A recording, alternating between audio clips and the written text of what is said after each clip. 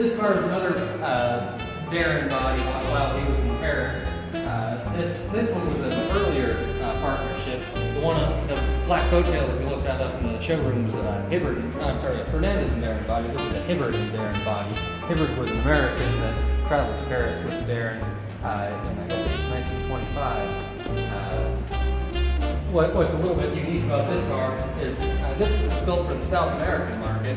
It's a one-of-one car, and much of the body, not the fenders and the hood, but the majority of the body is cast aluminum, which is a really, really wild process.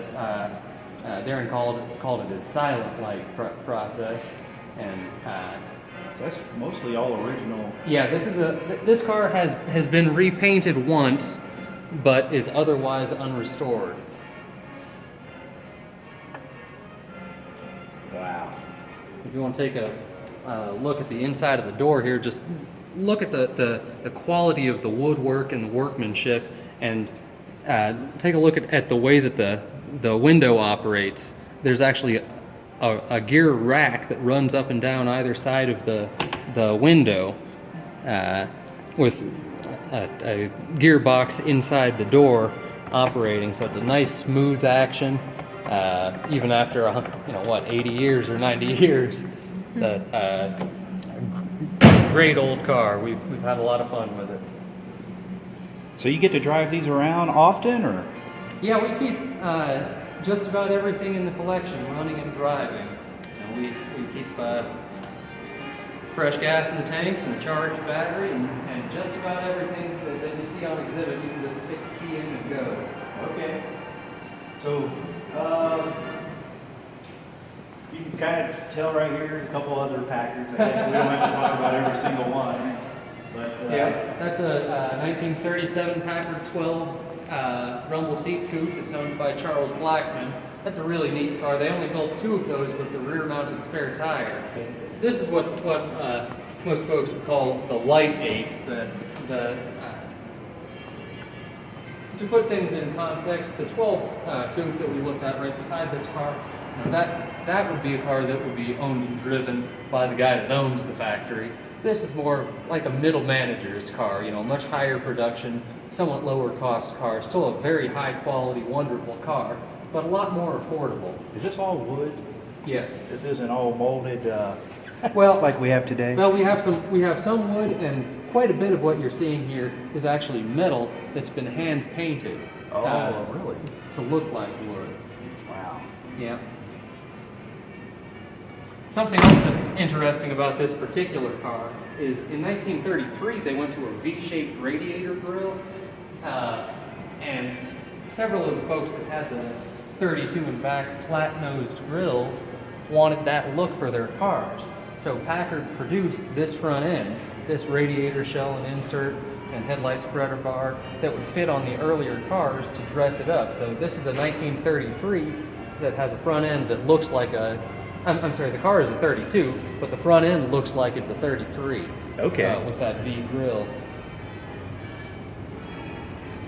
Gives it a lot more character. Yeah. 37 here, this is one of my favorite cars. 1937 was a huge paradigm shift for Packard. This is the first of the senior cars that were really built to be drivers' cars. Before this car, they were all just kind of, they were cars that were intended to be chauffeur-driven. You'd see bodywork that was intended for an owner-driven experience, but from day one they were engineered as chauffeur-driven cars.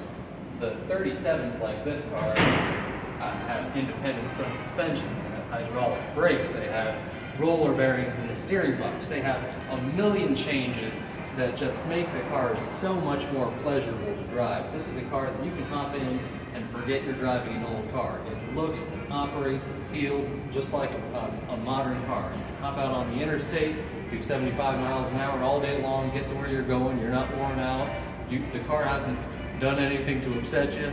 You can, actually at Hershey this year, we brought this car along, and it was sitting in our tent on exhibit. I started this car at the hotel room at about 8 o'clock in the morning, drove it down to the tent, stuck it in the tent, left it idling all day long. 5 o'clock rolled around, we hopped back in it. It hadn't overheated, it still carried good oil pressure, hadn't done anything weird. Drove it back up to the hotel and shut it back off about 7 o'clock that night.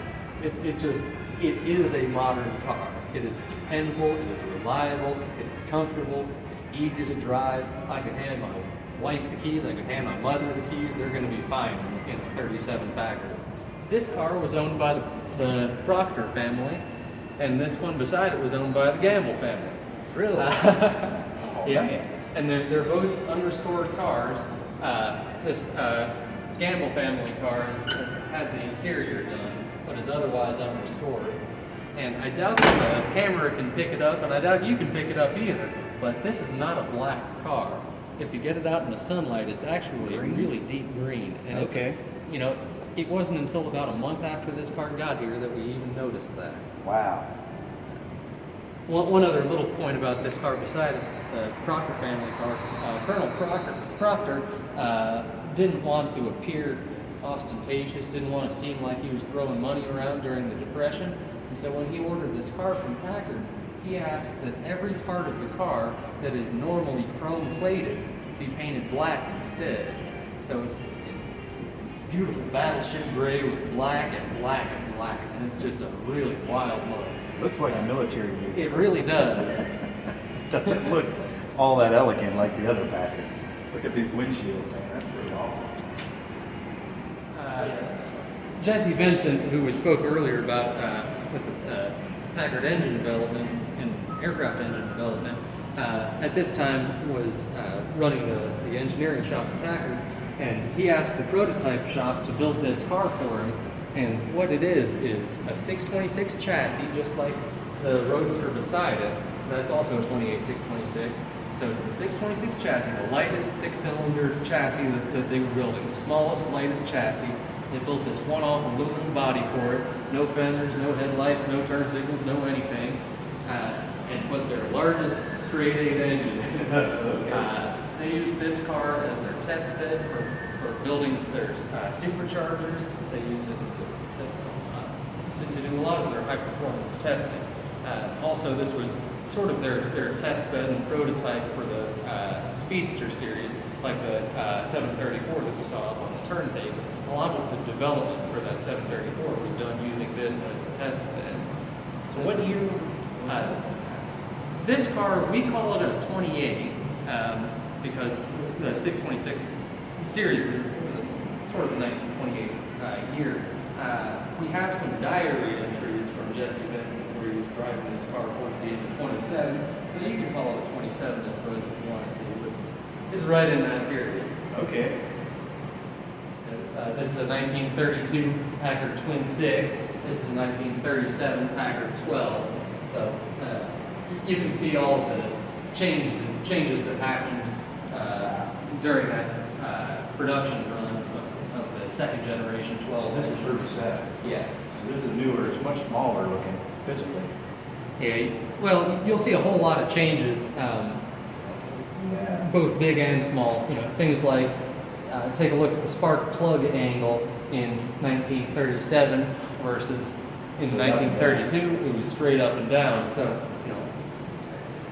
there were a million changes through that, inside that 5-year run. Well, this is a 1941 Packard 180 with a Darren body. It's the same Dutch Darren that we were talking about earlier that was in Paris. He moved back to California after building the black coattail that's in our showroom. That was the last car that he built in Paris. Moved out to Hollywood and started the coach works out there. And this 41 is an example of those Packard Darrens that he produced out there. Those were very popular cars among the Hollywood elite out there. Clark Gable had a car just like that. Many of the movie stars that you'd recognize the names of were driving Darren bodied Packards at the time. This is another 41 Packard 180. This is sort of the other end of the spectrum. This is a much more understated car. This one was bodied by LeBaron, who was also a coach builder at the time. This is before they were a part of Chrysler. One thing that I think is really interesting about these 41 LeBarons is this car has power windows, but they're not electric. These are hydraulic windows. Huh. So there's a hydraulic pump up under the dash with a hydraulic high-pressure reservoir and switching in the doors that operate solenoid valves that supply high-pressure hydraulic fluid to each of the windows. So it's a really wild system. Wow, that is cool. Last one in this room. Last one. Yep. This is a 1937 Packard 12. So this is on the same chassis with the same drivetrain as the blue coupe that we looked at earlier that didn't have the side mounts. What's really interesting about this car is this is a dual fuel car. This is a car that in 1939 Packard retrofitted to run on either propane or gasoline. So if you walk around the back and take a look in the trunk, you'll see there's actually an enormous propane tank back there.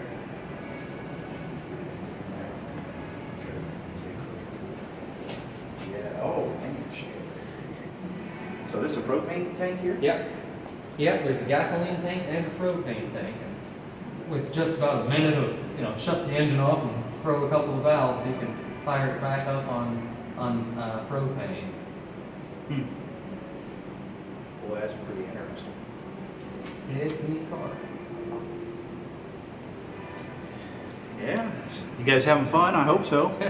Well, we'll shut it off and go over and take a look at the other side and call it a day.